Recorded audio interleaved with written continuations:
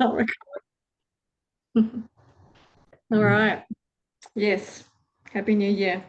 Happy New Uh, Year. yes. How did we go with our one quote that we had for 2 whole weeks over the crazy Christmas time? Who wants to start? It's going to come to Philip? me as I'll jump in. go, Jody. I had an off the wall one. It was something that City shared with us, and I'm probably gonna butcher it, but Icha Shakti, which is a Sanskrit term that translates to free will, desire, or creative urge. And one of the things that stuck out is in my little AI thing here. For a starting point, Icha Shakti is the starting point for building a life you love and for any project or creation. And reading that, I mean, essentially, that's kind of where I've been at. I've been stepping away from things. I've had a couple Facebook groups going. I've tried doing a few like sales type things to earn extra income. And I've really learned that me online trying to do sales and all of that is not the way to go. And I, for so long, stayed with it because I listened to outside voices instead of my own intuition. And essentially today, I think when I actually made up my mind to make the post to start telling people, bye, I think this is all a part of the past, but thank you for the journey, the wisdom, the growth, and all of that. Um, we'll see where it goes, but essentially for me, recreating myself and uh, falling more in alignment to what I feel my calling is rather than what others are suggesting I do.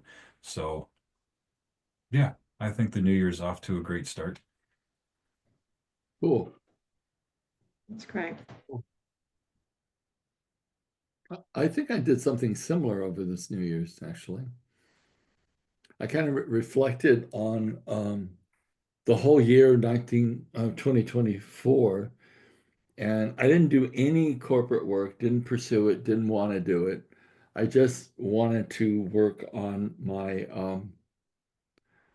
online trauma programs, which are two of them. But this is the one thing that I learned just recently. We started running ads, Google ads, and and they came back.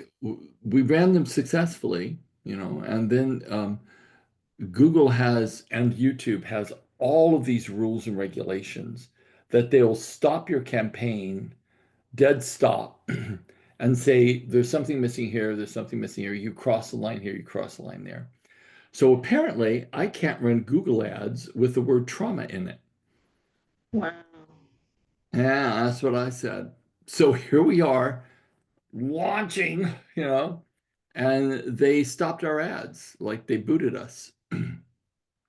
And then the IICT people, which is what you turned me on to, City,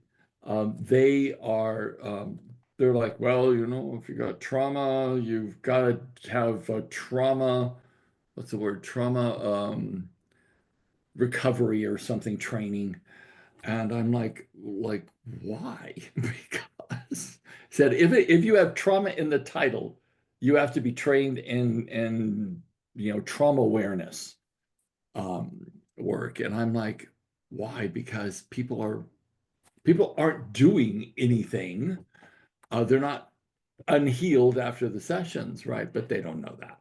So I had to reshoot everything, all my webinars, all my sales ads, everything, um, to just have memory resolution, which is what I used to call it, memory resolution technique, the MRT program.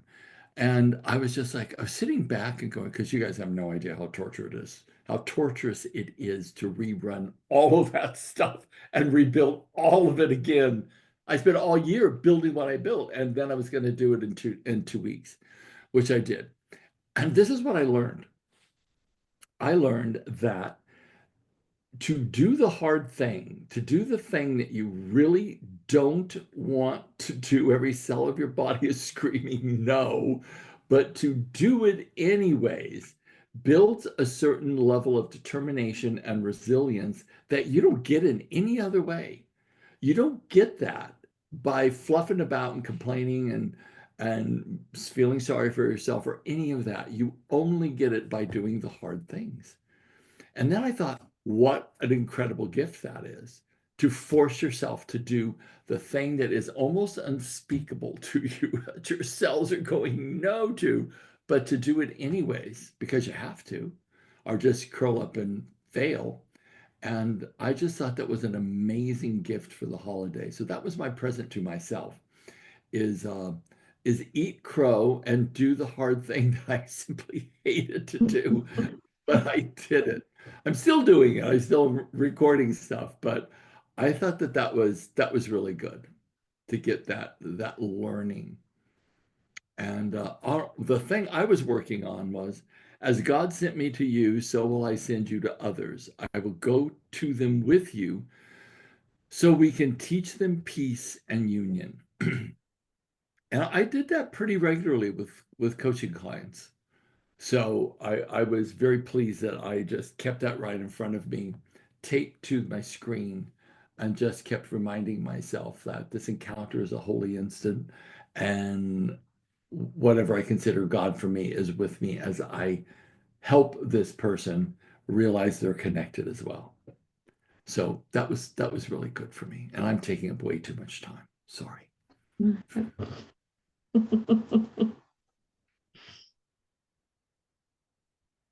Who else would like to talk about how they went with their little quote for the last 2 weeks? Coralie. Yeah, but after that, it was quite profound. But mine was, do you think the world needs peace as much as you do? Yes, they do. And I think that everybody's searching for peace and in different ways, coming up with different ways of finding it. Nice. I must admit, I think I think this was in the back of my mind, which seems to happen, but mine was you get to choose how you animate the spark of the divine. And I think I was choosing, and there were difficult conversations, and I think I rose above getting all tied down in ego type conversations pretty much. So over Christmas that can be difficult. So yeah. I did want to share one more thing, a realization I had that this group is super important to me. Like, this is where I feel like I've got friends and people I can relate to on a personal level, because this is the only place I experience that. Everywhere else, it's like I'm either teaching or coaching, and then outside of that, I just don't meet people that I can speak to and truly be transparently myself. So I just thought what a great gift it is for all of us to have a really good, safe place to come and talk about God and the truth for us. And it's meaningful. I think this needs to be, I don't like to use the word protected, but respected and honored for what it actually is. Because Definitely. gang, there's not a lot of groups like this. No. There's really not. There's not a lot of groups like this because, there just isn't. Yeah, I don't get to talk to people like this a lot either. Mm. About the Or if you do, important they give stuff. you a funny look. Yeah. Well, they're just like, what? Yeah. Play zone. City or Jane or Callie, would you guys like to share?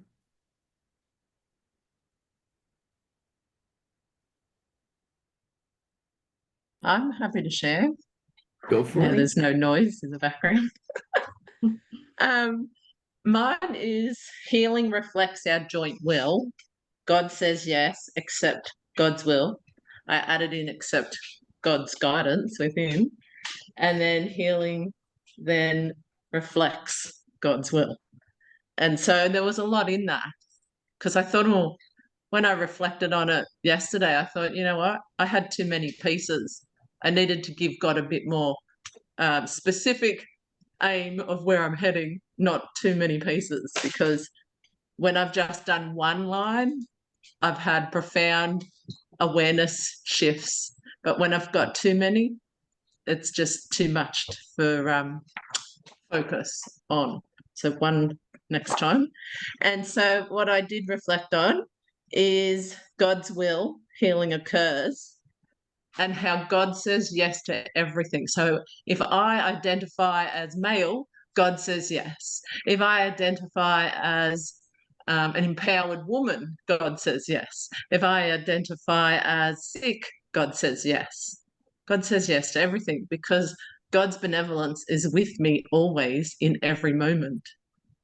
And that benevolence, that grace is creative and powerful. And so when I stand and speak without even using the words of peace, God's peace flows through me and fills the room. And so healing occurs when we're in joint will together. And so even over Christmas, I had people reach out to me. They were quite emotional in their own family dramas. And when they'd reach out to me, I would give them one tool. And that one tool was profound. And it was so simple.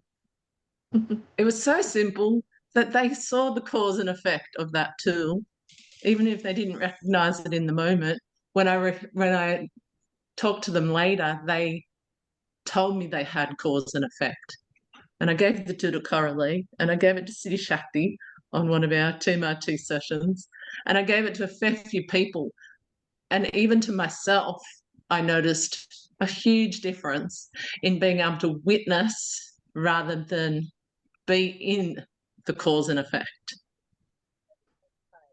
And so I was grateful for God saying yes to everything. Amazing, Carly. Callie, you really kind of hit something there that I myself have really understood the yes from God, because we want to judge God's yes. Oh, well, certainly God wouldn't say yes to A, B, C, LMNOP. It's like, yes, if that is your desired wish, if that is where you want to dwell, God understands that that's our path, that's our growth, no matter how lacking it may appear to someone else. There is a validity because it was chosen. And so thank you for that. I think to keep in mind that is so powerful. So good stuff. I wanted to add another dimension to that, what Callie said and what you just added, Jane. My kind of take on it is as well that God says yes, absolutely. But because we are the divine, wherever we feel our karmic pull is to go and experience whatever that is, that's an aspect of the Lord experiencing itself in creation. And so God doesn't say yes or no. It's simply like there is actually no sin. There's only, if we miss the mark, because sin literally translates to missing the mark. And missing the mark for me is if it increases the love for the Lord, then I'm hitting the mark. If it decreases the love for the Lord, then I'm postponing hitting the mark. So it isn't a judgment of anything. It's actually simply, I want to go taste that over there. And if it takes me down a dark alleyway, so be it, because time actually doesn't exist. So I get to go eat at that table for as long as I choose to until I realize that it's only God that I want. If I don't go eat at that table, I'll always wonder if I want to eat at that table. And when I realized that I ate at the table and it had no satisfaction for me, I turned my face back to the Lord. So in actuality, everything that we're experiencing that we've created is simply this experimentation of what brings me closer to my peace and the eternal love of God, and what pulls me away. And not that I've missed a mark or did anything wrong. It's just that I'm postponing that oneness. And then that feels to me then like there's no judgment on any level. I just go, I'm going to go taste that over there. So if I want to go be a male prostitute in New York City, I could go do that. I don't think that it would bring me closer to God. And plus, I'm 73 years old. Who's going to hire a 73-year-old male prostitute? That's just an hysterical thing to consider. But just say that that was what I wanted to do. I could go do that. But if it deadens my heart and I don't feel closer to God, I can't continue that. But maybe I won't know that until I pick that cherry off the tree. I guess what I want to share is we can roam through our life and have no judgment on anything, either ourselves or other people. And that, I think, for me, that's closer to the mark. For God says yes. I think it's just total allowance for anything that we desire, and it's within us to choose God over all things in creation. I personally think that's why creation exists. We taste everything and we find that none of it is as sweet as the love of the Lord.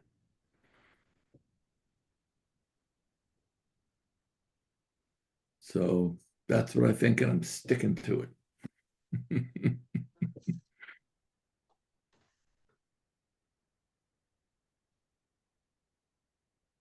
I like that, Carly. No judgment is freedom. Yeah, so true. City, I want to hear your beautiful voice. I'm sorry. Hello, everyone. Happy New Year. I'm sorry I was a little late.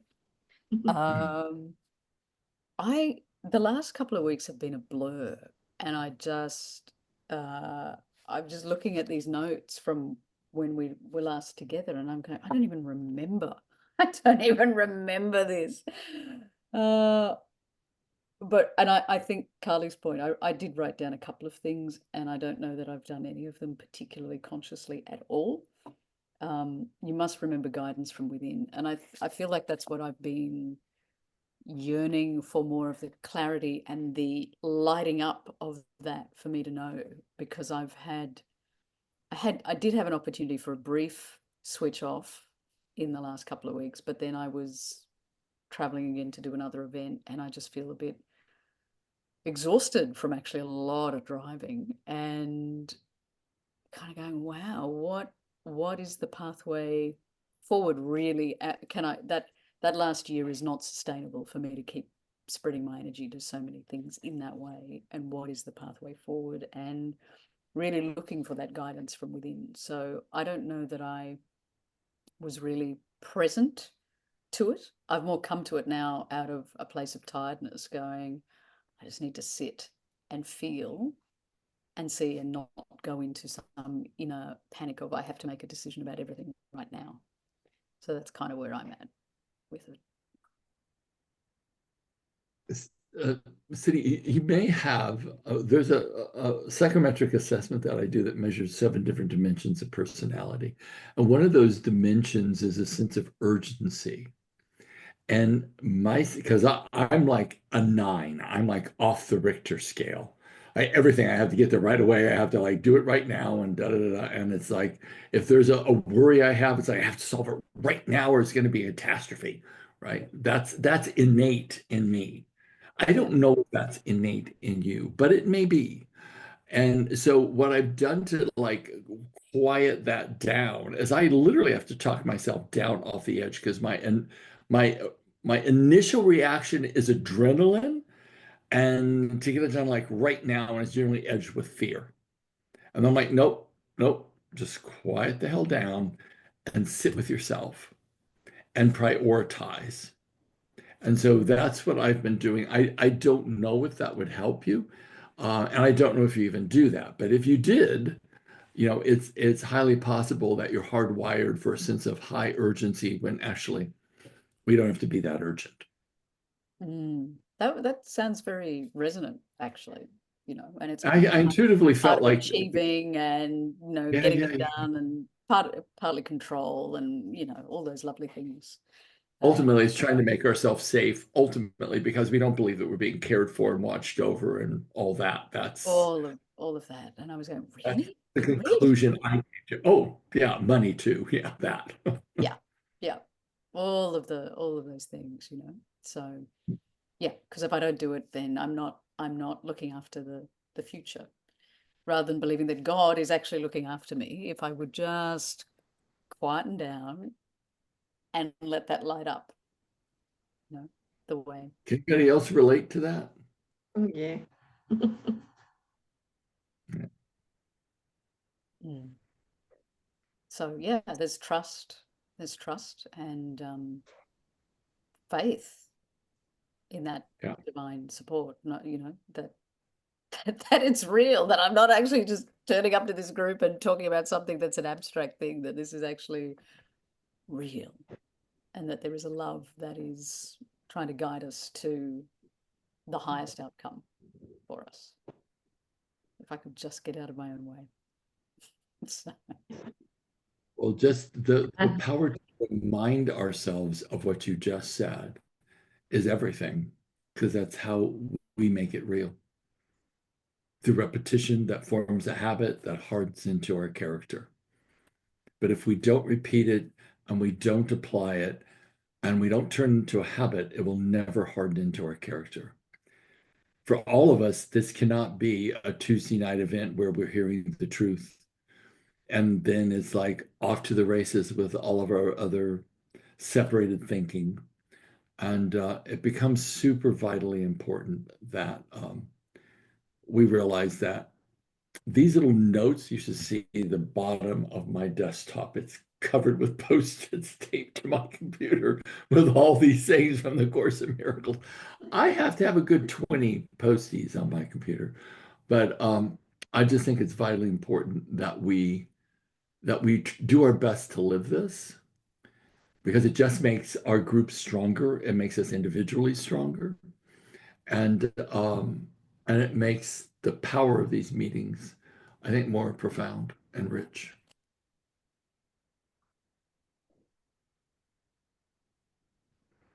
And it spreads too, because how we show up affects how other people show up around us as well. Always and forevermore. Yeah.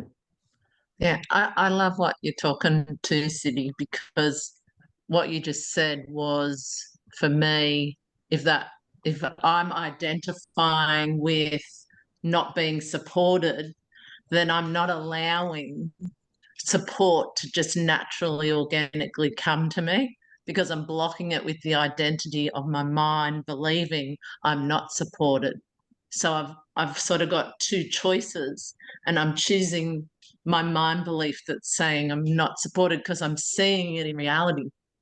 And then it's a matter of me mastering my mind with a new decision that I am supported, but then getting my body to believe it as well. Like, it's like getting it all on board. So I'm identifying with one part, even in judgment growing up, identifying with judgment, and then it keeps going, instead of trying to navigate my emotional response to judgment so that I have a new acceptance of judgment, because judgment's equally important. I need to judge whether I'm safe right now and then get out of the room if I'm not. But if I'm judging people that used to bully me, I just kept it perpetuating, like it kept going, because I always had a mind chatter that these people aren't nice. And so that was how they showed up. Every time I revisited the same people, they showed up as not nice, because I had them as that identity and not the identity that they're actually love in a body. And then me changing it in my mind would have given them a different way of showing up. I would have seen it differently. And so as soon as I did change it, I did see it differently. Like no one ever bullied me again. Yeah. Thanks, Carly. Shall we start reading? Yep. Where have you gone, Kindle? There we go. And it's shut down again. We're up to number 6. So, Gary, would you like to start us off? Sure. Can you make it a little bit bigger? Is that Actually, I might be able to make it a bit smaller because I can't read it unless I shut down everybody and I can't see you anymore. I'll just get up close. Okay, so nothing God created can oppose your decision, as nothing God created can oppose his will. God gave your will its power, which I can only acknowledge in honor of his. If you want it to be like me, I will help you, knowing that we are alike. If you want to be different, I will wait until you change your mind. I can teach you, but only you can choose to listen to my teaching. How else can it be? If God's kingdom is freedom, freedom cannot be learned by tyranny of any kind, and the perfect equality of all God's sons cannot be recognized through the dominion of one mind over another. God's sons are equal in will, all being the will of their Father.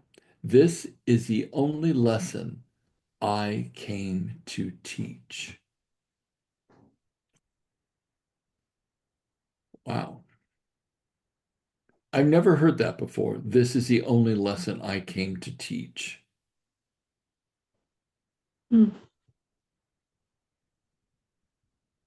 I feel like I've read that other one before. If you want to be like me, I will help you, knowing that we are alike. If you want to be different, I will wait until you change your mind. It's beautiful, isn't it? Yes.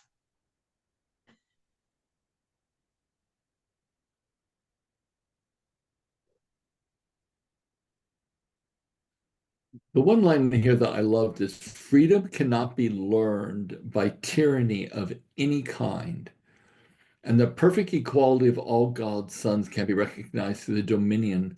No, I'm sorry. Equality of all God's sons cannot be recognized through the dominion of one mind over another. That almost feels like someone trying to persuade another person of the correctness of their path. But maybe I'm just mind reading that.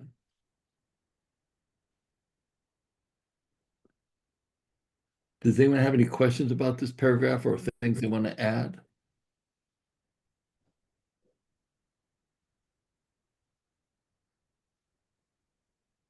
I'm wondering how I'm going to apply this tonight to a meeting that I'm going to.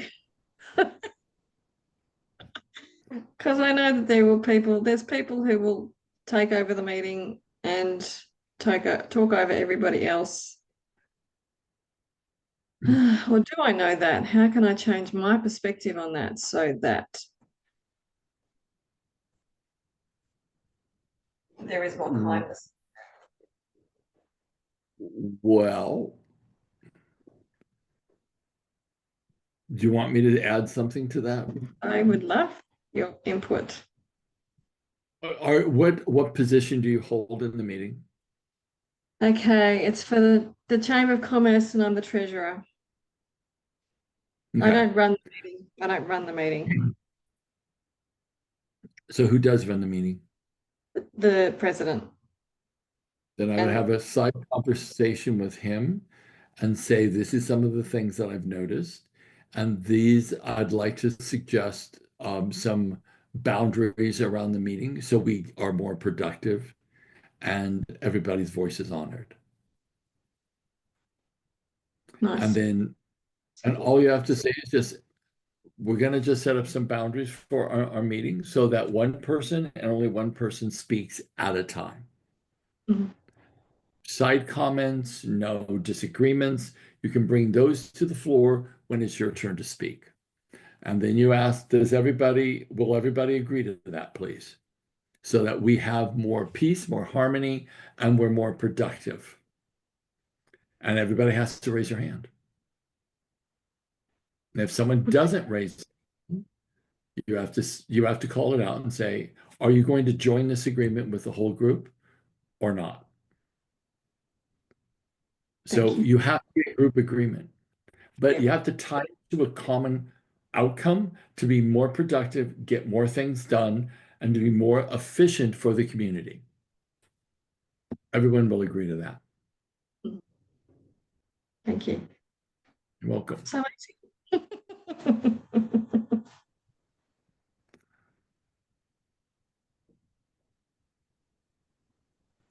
Who'd like to read number 7?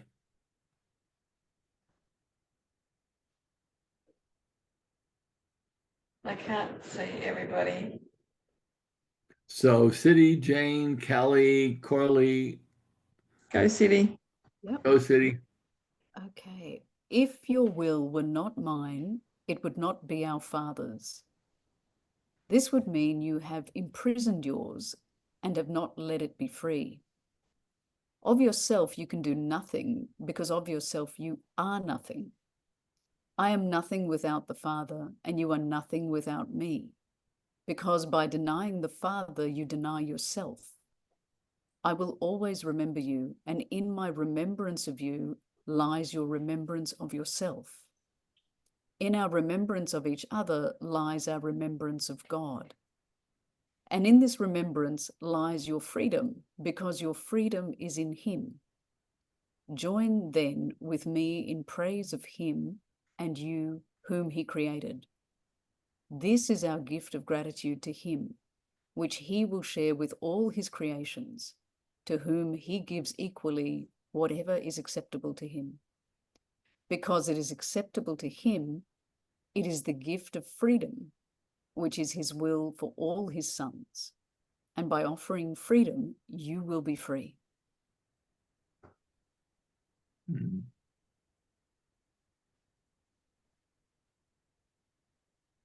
Did anybody else have a sense that that was convoluted a little? I'm not actually entirely sure what. It's like, I've got to read that like 5 times. That was Do hard. do people mind if we read it again? No, please do. Yeah. City, you want to give it a go? Well, maybe somebody, I don't mind, but maybe somebody else's voice might shed a different inflection. Does anyone else want to have a read? Jane? Later, I mean, yeah, beautiful. Okay, we're on. Number 7. Yep. If your will were not mine, it would not be our Father's. This would mean you have imprisoned yours and have not let it be free. Of yourself, you can do nothing. Because of yourself, you are nothing. Could we just take I that am one nothing. line, Jane, Yeah. and just let's do it line by line? Because if we read the whole Okay. thing, we're going to get lost again. Yeah. So what do you agree. think that first line means? If your will were not mine, it would not be our Father's. I mean, it seems logical, but anybody else have any insight on that first line? Does everybody find that clear? Because I'm not sure I do, but If your will were not mine. It just So reflects our joint will. yeah, I mean, I think What that's I think joint will. okay. yeah. This would mean you have imprisoned yours and have not let it be free. Okay, doesn't that stand to reason, Yeah, I think so. right? Yeah. The next, of yourself, you can do nothing. Because of yourself, you are nothing.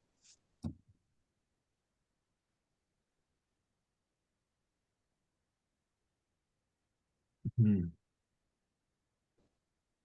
Is that another way of saying because of our humanness?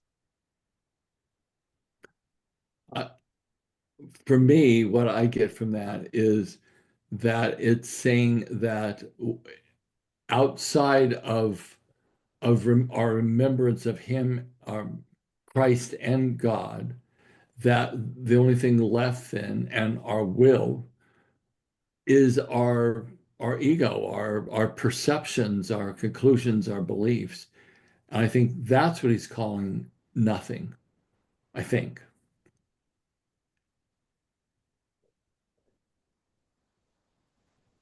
And then it goes on further to say, I am nothing without the Father, and you are nothing without me. Because by denying the Father, you deny yourself.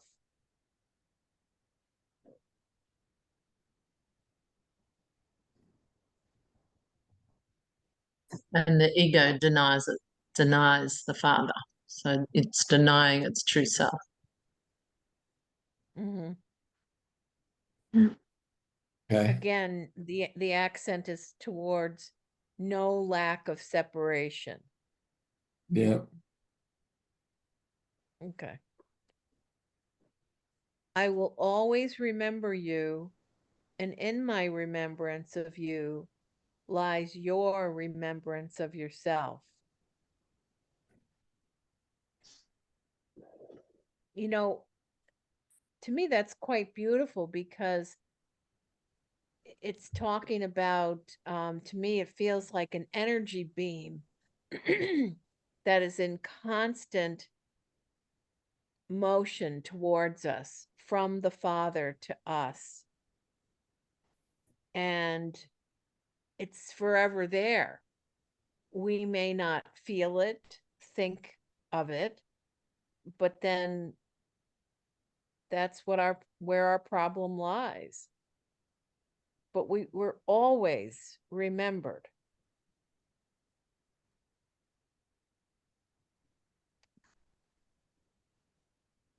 And that is beautiful. Yeah. In our remembrance of each other lies our remembrance of God.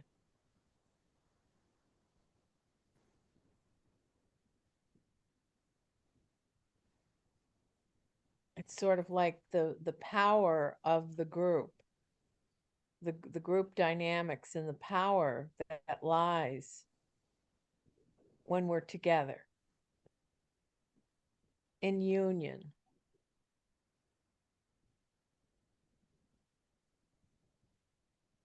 And in this remembrance lies your freedom, because your freedom is in Him.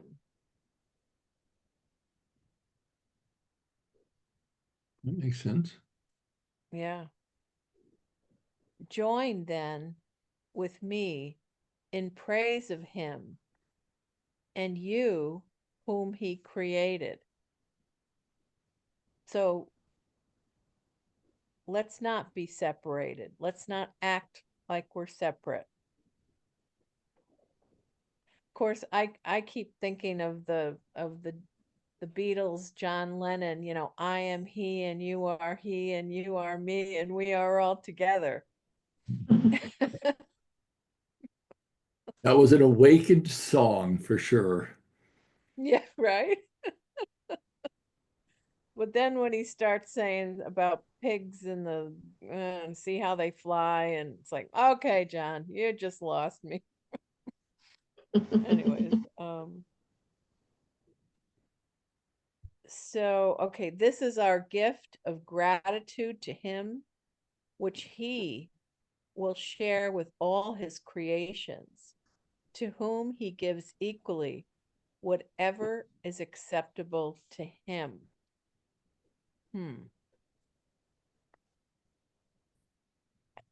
That seems like a judgment, whatever is acceptable to him. Like, Well, if it's less than love that's coming from us, that would be seen as something that is a separating aspect. So right. it's interesting that they say this is our gift of gratitude to him. Join them with me in praise of him and of whom he created, and you whom he created. And I think, all through the Course in Miracles, it's always about the weight of the Lord is hand in hand with your brothers and sisters. Stop judging, stop condemning, see the light of God in every single person. And that brings us a certain level of oneness, and we're celebrating God. We're grateful to the individuated aspect of God that we're seeing in our relationships. This one quote that I have on my computer says, "When you meet anyone, remember it is a holy encounter." And I think I think that's playing in the background of this paragraph. Yeah. Yeah, I think it is, isn't it? Yeah. Is everyone okay with that? Okay. Because it is acceptable to him, it is the gift of freedom, which is his will for all his sons. By offering freedom, you will be free.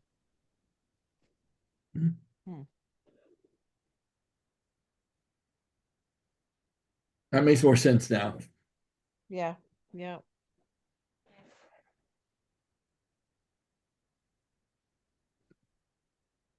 City, you want to read the next one? Or V, or Joey, or Callie? Or Coralie? I'll read that one. Okay. Freedom is the only gift you can offer to God's sons, being an acknowledgement of what they are and what he is. Freedom is creation because it is love. Whom you seek to imprison, you do not love. Therefore, when you seek to imprison anyone, including yourself, you do not love him and you cannot identify with him. When you imprison yourself, you are losing sight of your true identification with me and with the Father. Your identification is with the Father and with the Son. It cannot be with one and not the other. If you are part of one, you must be part of the other because they are one. The Holy Trinity is holy because it is one. If you exclude yourself from this union, you are perceiving the Holy Trinity as separated. You must be included in it because it is everything. Unless you take your place in it and fulfill your function as part of it, the Holy Trinity is as bereft as you are. No part of it can be imprisoned if its truth is to be known.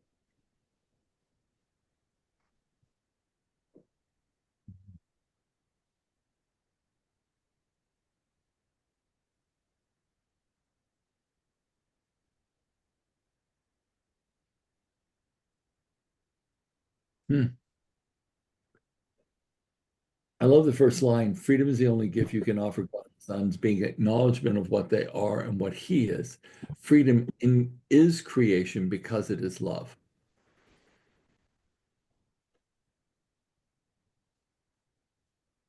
I love that. And the next line, which is whom you seek to imprison, you do not love, that must be relating to who you judge and condemn is not love, therefore it's imprisonment by your own judgment and evaluation of another person. Do you guys agree with that, or am I reading too much into it? I feel you're right about the judgment, because I Mm. don't think you can take imprison as the literal. I think that's too Right. finite. I I've agree. noticed quite a bit. Sorry, Joe. Oh, I was just gonna say I agree, and I think it also implies to yourself with your own limiting beliefs on your own personal well-being and all that. Yeah. Often, if I'm watching a movie and there's something about, but I'm doing this for your own protection, I feel like that's imprisonment as well. And it always makes me cringe because it's like, well, you can't love them if you're protecting them, if you're not letting them experience what they need to experience or what they're choosing to experience, from our conversation just now as well. Yeah, I love that too, V, because even with my son, like I'm identifying with what I know is safe from the past choices I've made and what's not safe. So how am I showing up for him? Am I giving him freedom, spaciousness to choose his own self-worth, or am I projecting it onto him because of my identity with not being safe if you choose the wrong thing?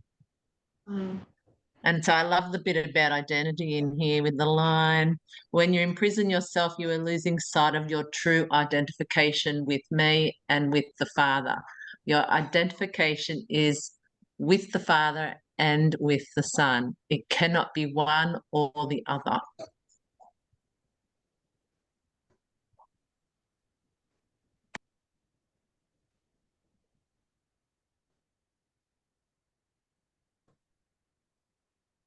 That last bit for me kind of speaks to, so not just Jesus from his point of view, but if you can't love your brother, then you don't love God. Right. Yeah. Just as a little practical note for us all, because the world is seemingly becoming strange in North America, and I think will become a lot stranger politically, and we'll be seeing things we've never seen before. This is a super important statement, because we really do have to not judge, not condemn, not cast out, and not make the other. And I'm talking to myself here because I just, I'm a pretty fiery Yes. person and I have judgments on what's happening. But I Mhm. really do have to reel that in. Yeah. I can relate. Mhm. I don't pay attention to politics. Mm. I think I live more freedom that way than anything else. Well, since we can do nothing really about it but our measly little vote, and then it's sort of a global waste of energy.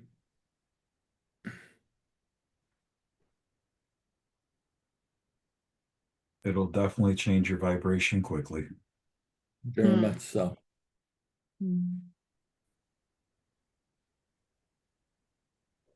What I found really interesting at the end of that paragraph is that it's saying that you are part of the Holy Trinity. Yeah, I found that interesting too. Because I thought that was the Father, the Son, and the Holy Ghost, which was, those other things out there. So that's really, you must be included in it.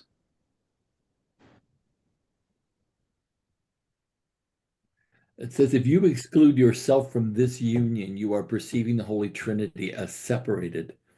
You must be included in it because it is everything. Yeah. And then Carly just said, you are the Son, which That is, would be it. I don't We're know. certainly not the Holy Ghost, and we're certainly not God, so we have to be the Son. Mm-hmm.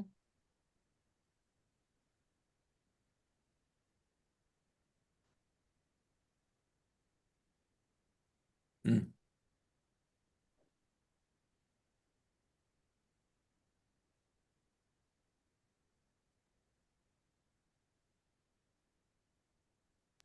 So I love the bit about freedom is the only gift you can offer to the sons of God.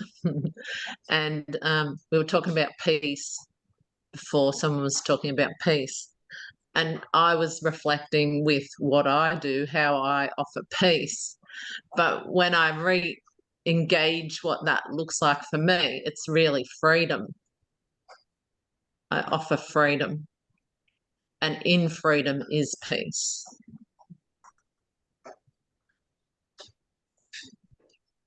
This section is actually called Continuing the Gift of Freedom.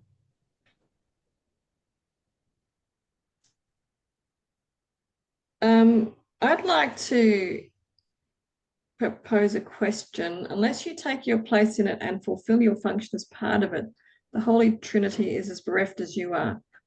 So, what does taking your place in it and fulfilling your function mean?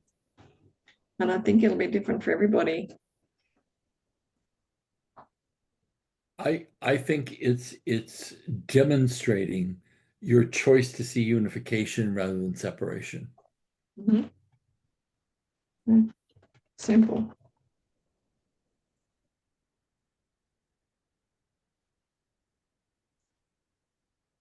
And I was going to say, let's not going into all of that, seeing ourselves as separate, you know, the self-judgment, the self-criticism, all the things that take us away from expressing the glory of the one shining through us uniquely.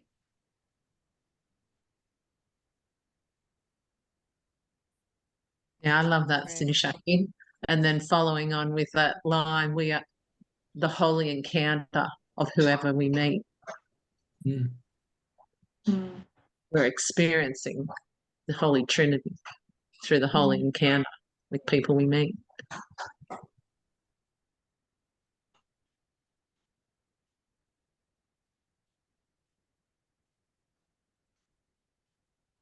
Okay. Gosh, 4 minutes 2, so that's going to be our last paragraph.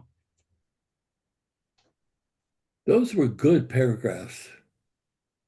Yeah, They sure they were. needed lots of delving into, which is quite lovely. Do you I'm gonna guys, stop do you sharing. guys feel collectively that it's better if we go slower, or do you think we should read the whole? Because some of them are perfectly logical and they make total sense and we all get them. And some of them are really convoluted to kind of help unravel the ego and the mind. And I find reading them line by line when we come across one of those paragraphs super helpful.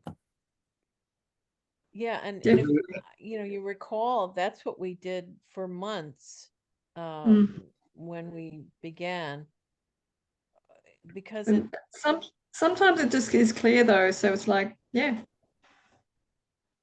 right. but these ones were big ones. Yeah, Stop sharing. agreed. Oof. Maybe we're out of practice after 2 weeks off. So we needed some serious reminding.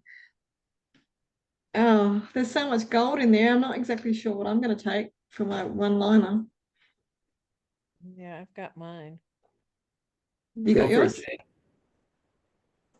Yeah, I offer freedom to others and I experience my own freedom. Yes. B, you got yours? Carolee, City? I've got mine. I'm asking Go. me a question, asking myself a question. Are my thoughts and actions freeing me or imprisoning me? Nice. I'll be meditating on that. And when I'm feeling unfree, then I will be exploring that a little bit.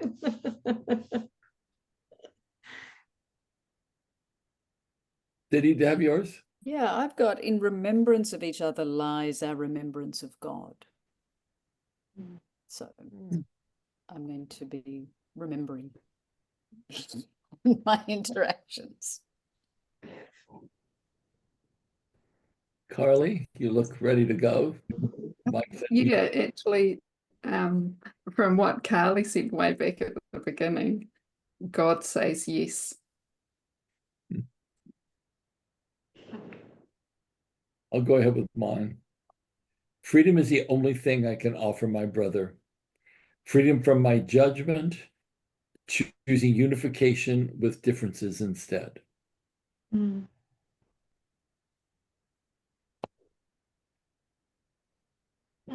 Mine is I am the Holy Trinity, and freedom is the only gift.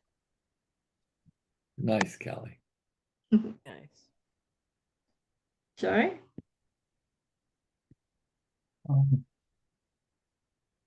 Freedom is creation because it is love. Mm. Nice. I'm still sitting here pondering your question, B, and it's like I want to put words to it, but it's more of a feeling more Yeah. than anything. Or at least I don't have the vocabulary to put words to it because it's that damn powerful in my mindset or in my perspective. Beautiful. If I come up with something, I'll text you later. All right, everyone. Thank you for joining and sharing and growing together. I love it. My favorite part of the week too. Beautiful. Happy New Year. Let's Happy make it a birthday. great one, shall we? Yes. Practice this stuff. It makes Okay, God bless you all. Bye, Bye-bye. everyone. Yeah.